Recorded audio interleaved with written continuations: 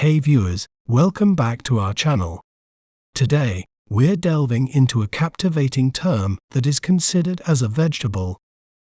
They are rich in fiber and antioxidants that help support bone health, improve digestion, and boost the immune system. They is cultivated most in countries like China, Peru, and the United States, particularly in California and Michigan. Well, how do we say its name correctly?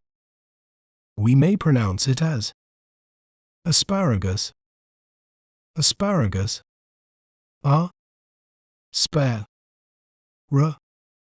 gus, asparagus. An interesting fact about asparagus is that they have been cultivated for over 2,000 years and was even considered a delicacy in ancient Rome. Isn't it fascinating how breaking down a word can make it clearer? If you enjoyed learning about asparagus, be sure to subscribe to our channel for more educational content. Thanks for watching. Remember, knowledge is power.